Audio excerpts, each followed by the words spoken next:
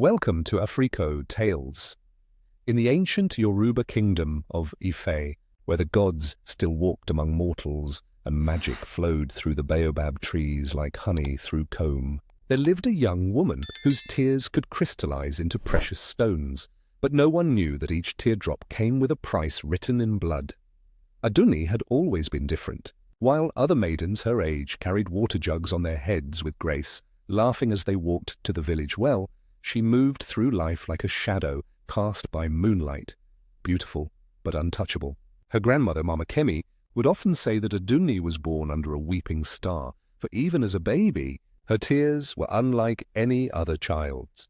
They fell like liquid diamonds, hardening into perfect crystal beads the moment they touched the red earth of Ife. But beauty born of sorrow carries a curse, and Adunni's gift was both blessing and burden.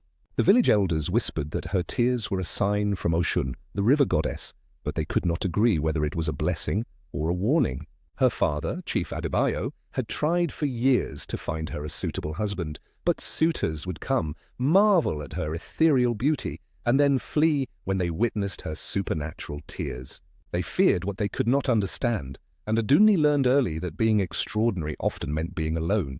On this particular evening, as the Harmattan winds carried the scent of jasmine and distant storms across the kingdom, Adunni sat by her favourite spot near the sacred grove of Ife. The ancient Iroko trees stood like silent guardians, their massive trunks carved with symbols that predated memory itself. Here she could weep freely without the curious stares of villagers or the worried glances of her father. But tonight was different. Tonight she was not alone. A young man emerged from the shadows between the trees, his skin dark as polished ebony, his eyes holding depths that seemed to reflect the very stars above. He wore the simple wrapper of a farmer, but there was something regal in the way he carried himself, something that made the very air around him shimmer with possibility. "Beautiful maiden," he said, his voice like distant thunder. "Why do you weep jewels when you should be crowned with joy?" His name was Kemi, and he was everything Adunni had dreamed of but never dared hope for. Unlike the other young men who had courted her, he did not flinch when her tears began to fall during their first conversation. Instead, he reached out and caught one of the crystalline drops in his palm, watching as it hardened into a perfect azure bead.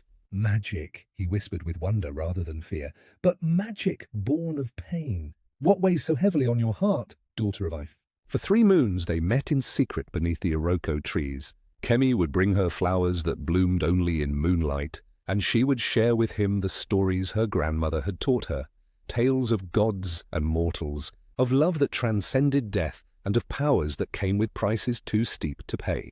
With each meeting, Adunni's heart opened like a night blooming cereus, and for the first time in her life, her tears were not born of sorrow, but of overwhelming joy. Even these happy tears crystallized, but they shone with an inner light that made the previous stones seem dull by comparison.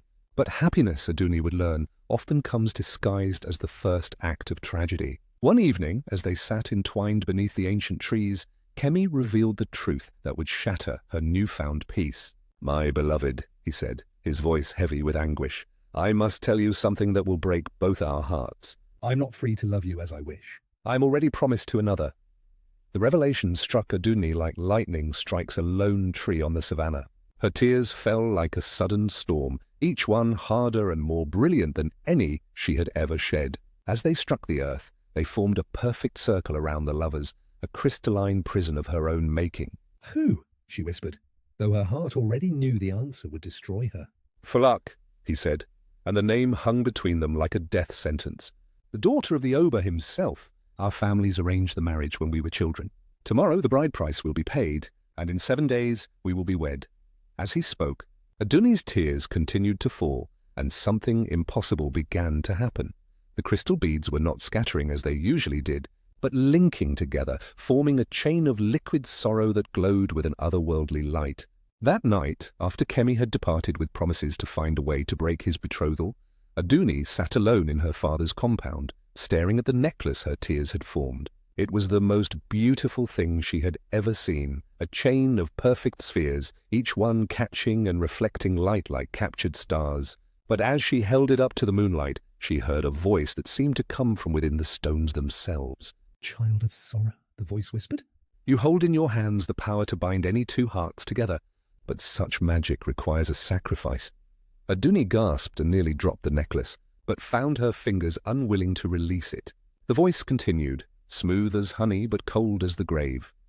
I am Eshu, the trickster god, guardian of crossroads and keeper of bargains. Your tears have called to me across the realms, and I offer you this. Wear the necklace yourself, and the one you love will find his heart bound to yours forever, unable to love another. But know this, such binding magic demands a life force to sustain it. Each day the necklace grants your wish, it will draw from the life essence of another. Someone you love will pay the price. Adunni's hands trembled as she considered the terrible choice before her. In her mind, she saw Kemi's face, saw the love in his eyes that matched her own. She thought of the wedding that would take place in 7 days, of Folak, the Oba's daughter who was beautiful and kind and deserving of happiness. She thought of her father, her grandmother, all the people she held dear. But stronger than all of these thoughts was the desperate, clawing need to be with the man who had made her feel whole for the first time in her life. What must I do? She whispered to the darkness, and somewhere in the distance she could swear she heard the sound of Eshu's laughter carried on the wind. The god's instructions were simple but chilling. She must place the necklace around her throat at the moment Kemi was to be married to another. The magic would work instantly, drawing his heart away from his bride and binding it eternally to hers. But the cost would begin immediately, starting with the person closest to her heart after Kemi himself. As Eshu's presence faded with the approaching dawn, Adunni clutched the necklace to her chest and tried not to think about her beloved grandmother, who had raised her with more love than her own mother ever had.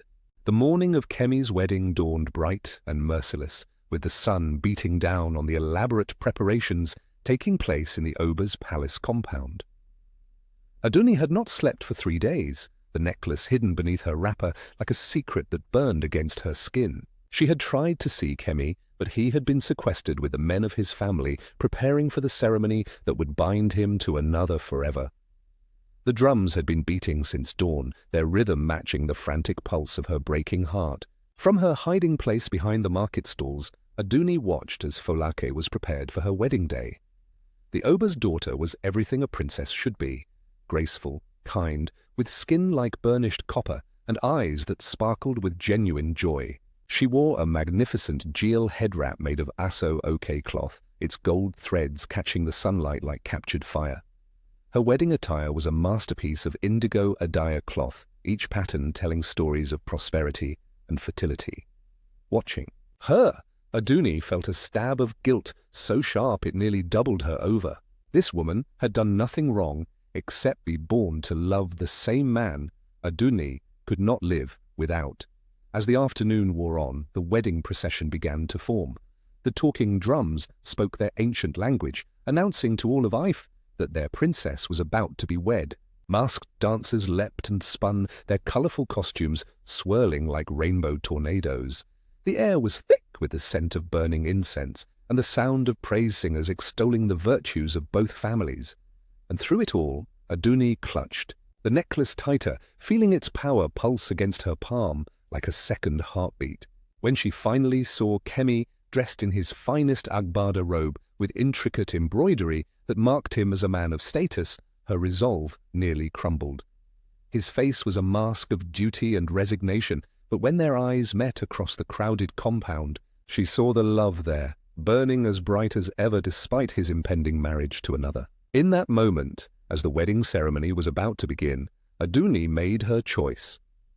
With trembling hands, she lifted the necklace of tears and placed it around her throat. Chapter 5. The Price of Lo. The effect was instantaneous and devastating. As the crystalline beads settled against Adunni's collarbone, a wave of supernatural energy rippled outward from where she stood, invisible to all but those touched by magic. Across the wedding compound, Kemi suddenly stopped mid-step in the ceremonial procession, his head turning toward her location as if pulled by an irresistible force. His eyes widened with a mixture of longing and horror as he realized what she had done. Folak, who had been smiling radiantly just moments before, stumbled as she felt her betrothed's attention torn away from her. The connection between them, built over months of courtship and preparation, snapped like a spider's web in a hurricane. She looked around in confusion, her joy turning to bewilderment as she watched the man who was supposed to be her husband staring desperately toward the market stalls, his face transformed by a love that was no longer meant for her. But even as Adunni felt Kemi's heart binding to hers with magical chains stronger than iron, the price began to exact itself. Miles away, in the small compound where she had grown up, Mama Kemi, her beloved grandmother who had raised her, taught her, loved her unconditionally, suddenly gasped and pressed her hand to her chest. The old woman's life force began to drain away like water through cracked clay, pulled into the hungry magic of the necklace that demanded payment for its dark gift. "Grandmother?" Adunni whispered, though she was too far away to help, and suddenly she could feel it. The inexorable pull on her grandmother's life essence, feeding the power that was binding Kemi's heart to hers. The necklace grew warm against her throat, and she understood with crystal clarity that every moment of happiness she stole would cost someone else their very existence. Yet, even knowing this, she could not bring herself to remove the necklace. The magic was already working, and Kemi was fighting through the crowd toward her, his face a mask of love and desperation. Chaos erupted in the Ober's compound as Kemi abandoned his bride at the altar, pushing through the shocked wedding guests with single-minded determination. The drums faltered and died as the musicians stared in disbelief. Children stopped their dancing, elderly guests dropped their cola nuts, and even the praise singers fell silent as they watched the groom flee his own wedding ceremony. The Ober himself, magnificent in his beaded crown and royal robes, stood frozen in shock as his daughter's wedding dissolved into scandal and confusion. "Kemi!" Folake cried out, her voice breaking as she watched her husband-to-be disappear into the crowd. The beautiful princess, who just moments before had been the center of a joyous celebration, now stood alone and humiliated before hundreds of witnesses. Her father's face darkened with rage, and the air crackled with the tension of a diplomatic disaster in the making. Two powerful families had been united by this marriage, and now those alliances hung in tatters like torn silk. When Kemi finally reached Adunni behind the market stalls, he swept her into his arms with desperate passion, but she could see the confusion and horror warring with love in his eyes. "What have you done?" he whispered against her hair. "I cannot stop myself from loving you, even though my mind knows this is wrong." "What magic is this?" The necklace pulsed with warmth between them, and Adunni felt the full weight of her terrible choice settling on her shoulders like a burial shroud. "I have bound us together forever," she whispered back, even as her heart broke for Folake, for the chaos she had caused, for her grandmother whose life was slowly ebbing away to fuel their stolen happiness. "But the price—" "Oh, Kemi, the price is more terrible than I imagined." Behind them, she could hear the sounds of pursuit as the Ober's guards began searching for the man who had dishonored their princess. They had mere moments before they would be discovered, and then the real consequences of her actions would begin to unfold.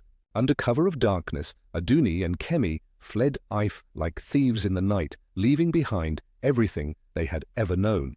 The necklace's magic compelled Kemi forward, but Adunni could see the struggle in his eyes, the part of him that recognized the wrongness of abandoning his duty, his honor, his bride, even as he found himself powerless to resist.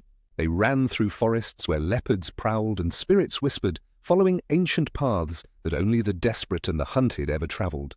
By dawn, they had reached the banks of the great river Osun, where fishermen were already casting their nets in the silver-grey light. But their escape had not gone unnoticed. Behind them, they could hear the sound of pursuit, horses' hooves pounding against the earth, dogs baying as they followed their scent, and the angry voices of men who would not be denied justice. Chief Adebayo, Adunni's own father, rode with the Ober's men, his face a mask of shame and fury as he hunted his own daughter for the dishonor she had brought upon their family. As they paused to drink from the river, Adunni felt a terrible weakness wash over her. The necklace was growing heavier around her throat, and she realized with dawning horror that it was not just her grandmother's life force being drained. It was pulling from her own strength as well, using her as a conduit for its dark magic. Each moment of Kemi's enchanted love was costing her a piece of her own soul, and she began to understand the true cruelty of Eshu's bargain. "We cannot run forever," Kemi said, his voice hollow with the weight of what they had lost. "My family, your family, the alliance between our peoples, all destroyed because I could not resist this compulsion you've placed on me." He reached up to touch the necklace, and the moment his fingers made contact with the crystal tears, His eyes cleared for just an instant. In that brief moment of clarity, Adunni saw not love, but horror reflected in his gaze. "What have you made me become?" he whispered, before the magic reasserted itself, and his expression softened once again into adoration. But she had seen the truth beneath the enchantment, and it cut deeper than any blade ever could. 3 days into their flight, as they sheltered in a cave deep in the forest of Osanyin, Adunni felt the moment when her grandmother's heart finally stopped beating. The sensation hit her like a physical blow, driving her to her knees on the rocky ground, while Kemi held her in confusion and concern. Through the mystical connection forged by the necklace, she experienced every detail of Mama Kemi's passing, the old woman's final breath, the way her weathered hands relaxed their grip on life, the peace that settled over her face as she released her hold on the world.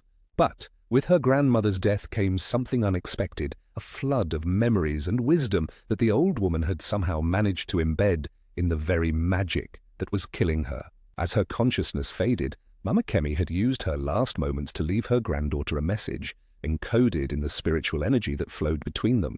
Through visions that played behind Adunni's closed eyelids, she saw her grandmother as a young woman, faced with a similar choice and a similar bargain with the trickster god. "Child of my heart," the vision of her grandmother spoke, her voice echoing from beyond death itself.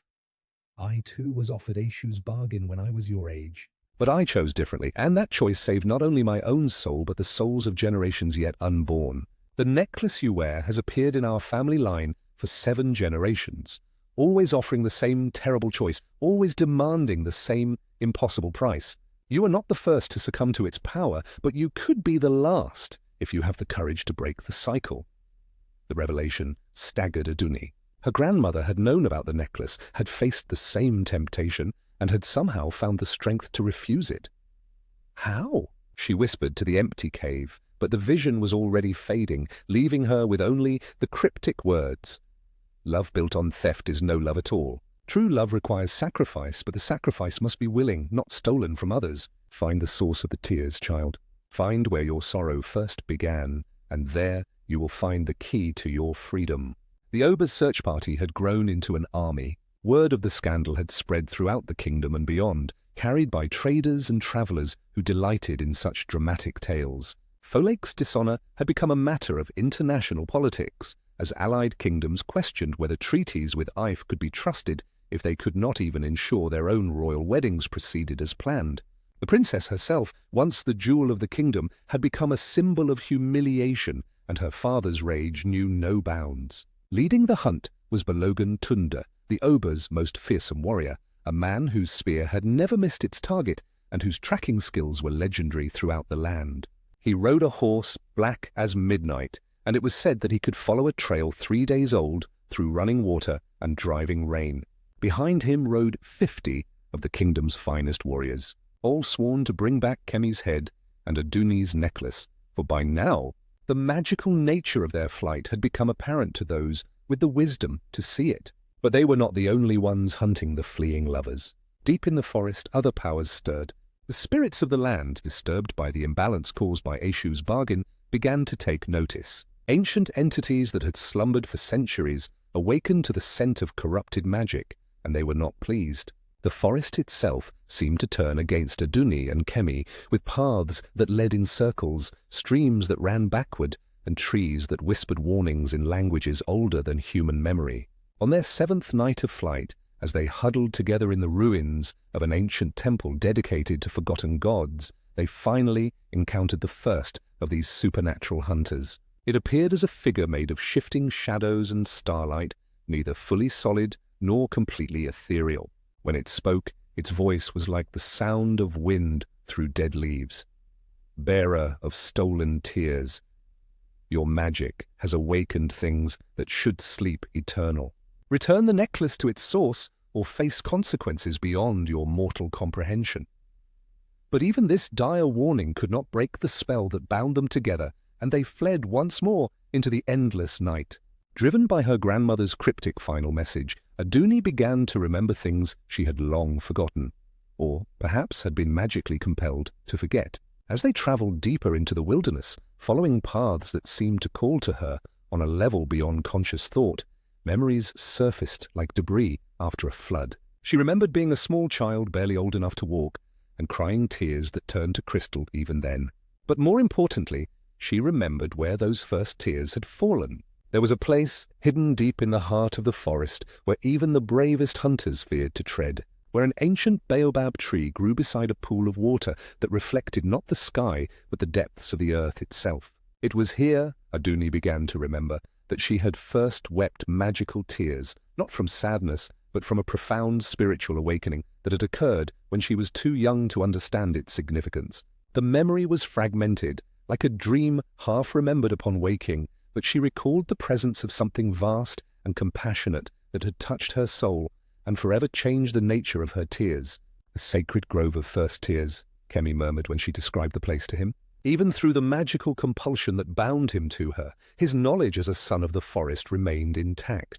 It is said to be the place where Oshun herself first wept for the sorrows of humanity, and her tears became the source of all compassion in the world.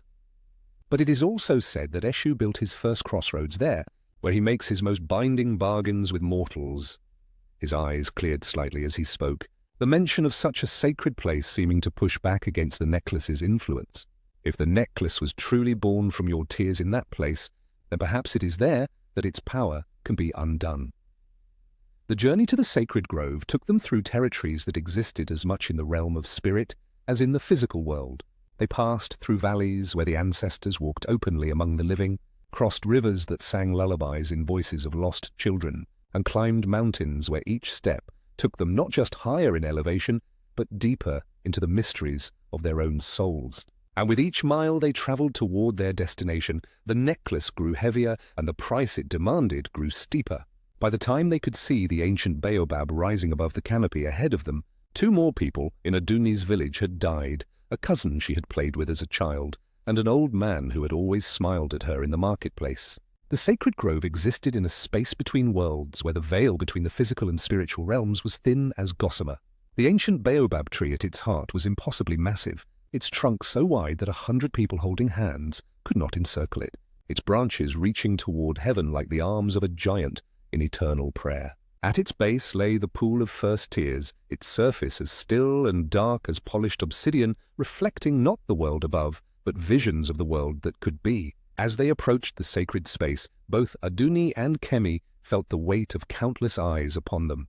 The grove was inhabited by the spirits of all who had ever made bargains in this place, and their presence hung in the air like morning mist. Some were benevolent, offering whispered warnings and gentle guidance. Others were hungry and jealous, seeking to trap new souls in the same cycles of desire and regret that had ensnared them. But all of them recognized the necklace for what it was, a crystallization of the eternal human struggle between love and sacrifice, between desire and wisdom. Standing at the edge of the pool, Adunni finally understood the full scope of what had been done to her. As a child, she had wandered into this grove during a festival, drawn by forces she was too young to understand. Here, overwhelmed by the spiritual energy of the place, she had experienced a vision of all the sorrow in the world, every broken heart, every lost love, every moment of human anguish stretching back to the dawn of time. The tears she had wept in that moment of cosmic empathy had been pure and sacred, a child's innocent response to understanding suffering. But Eshu, ever watchful for such moments of spiritual vulnerability, had corrupted that pure sorrow, twisting it into a tool for selfish desire. The first tears were holy, a familiar voice said behind them, and they turned to see the spirit of Mama Kemi standing beneath the baobab tree, her form translucent, but her love blazing like a beacon. They were meant to heal, not to bind. They were meant to free hearts, not to cage them. But the trickster god saw their power and made them into chains. She gestured toward the necklace, and Adunni could see now that each crystal bead contained not just her sorrow, but the imprisoned essence of every person whose life force it had consumed. To break the curse, granddaughter, you must return the tears to their source. But know that doing so will require you to give up the thing you desire most, and to face the truth of what your selfishness has cost. The ritual to break the necklace's curse was simple in concept, but devastating in its requirements. Adunni would have to wade into the pool of first tears and allow the sacred waters to dissolve the crystallized sorrow back into its original form. But in doing so, she would release not only the magical bonds that held Kemi to her, but also all the life force that had been stolen to power the curse. The people who had already died could not be brought back, but their souls could be freed from the necklace's hunger to find peace in the afterlife. As she prepared to enter the pool, Kemi suddenly grabbed her arm, his eyes clearing completely for the first time since she had put on the necklace. The proximity to such sacred power had temporarily broken the spell's hold on him, and she could see in his face the full horror of what she had done. "Adunni," he said, his voice broken with grief, "what we had was beautiful, but this is abomination. You have turned our love into a weapon that destroys innocence. I cannot be part of this, no matter how much my heart yearns for you." The words struck her like physical blows, but she recognized the truth in them. The man she had fallen in love with was good and honorable, and the very qualities that had made her love him were the same ones that made it impossible for him to accept love built on others' suffering. "I know," she whispered, touching his face one last time. "I know, and I am sorry. I thought I was fighting for our love, but I was only destroying it." Around them, the spirits of the grove watched in silence as she made her choice. Wading into the pool of first tears was like stepping into liquid starlight. The sacred waters were warm and welcoming, and as they rose around her, Adunni felt the weight of the necklace beginning to shift and change. The crystal beads grew soft, then liquid, then began to dissolve entirely, releasing streams of pure silver light that rose like smoke toward the branches of the ancient baobab. With each dissolved tear, she felt a piece of stolen life returning to the cosmic balance. And she understood that she was witnessing something sacred, the restoration of the natural order that her selfish desperation had disrupted. But as the necklace dissolved completely, taking with it the magical compulsion that had bound Kemi to her, she also felt her own life force beginning to drain away. The curse had been feeding on her as well as its other victims, and without the necklace to focus and contain that energy, her own essence began to flow back into the pool. She was dying, but for the first time since she had made her terrible bargain with Eshu, she felt truly at peace. As Adunni's strength ebbed away, she watched Kemi's face transform. Free from the magical compulsion, his love for her didn't disappear. Instead, it became something purer and more powerful than any enchantment. He waded into the pool without hesitation, ignoring the sacred waters that burned away all pretense and illusion, revealing souls in their naked truth. "If you die," he said simply, "then let me die with you, not because magic compels me, but because I choose it freely." The pool of first tears began to glow with an intensity that turned night to day. The ancient spirits of the grove stirred, and even Eshu himself materialized at the pool's edge, his trickster's smile replaced by something approaching respect. "Interesting," he mused, his voice echoing across dimensions. "The girl offers her life to undo the harm she has caused, and the boy offers his life not from compulsion, but from choice. Such true sacrifice has power that even I cannot fully comprehend." Mama Kemi's spirit moved closer to the pool, her face radiant with pride and love. "This is how the curse has always been broken, child, not through magic or cleverness, but through the willingness to give up everything for love of others. Your tears were always meant to heal, and now they shall." She reached out her hands, and the released life essences of all who had died because of the necklace began to gather around her like fireflies made of starlight. But instead of ascending to the realm of the dead, these freed souls chose to pour their energy back into the pool, into Adunni and Kemi, who had been willing to sacrifice everything to make amends for the harm that had been done. The water blazed with silver fire, and when it finally cleared, both lovers stood alive and whole, their hands clasped together, not by magical compulsion, but by genuine choice. They had passed through death and emerged transformed, their love purified by sacrifice and strengthened by the knowledge of what they had been willing to give up for each other and for those they had wronged. As dawn broke over the sacred grove, Adunni found that her tears still crystallized when they fell, but now they carried the power to heal rather than to bind, to free hearts rather than to cage them. She and Kemi walked hand in hand back toward the kingdom of If, ready to face the consequences of their actions and to spend the rest of their lives making amends for the pain they had caused. Behind them, the spirits of the grove whispered blessings on the wind, and even Eshu nodded in approval before vanishing back to his crossroads, perhaps a little wiser about the true nature of love himself.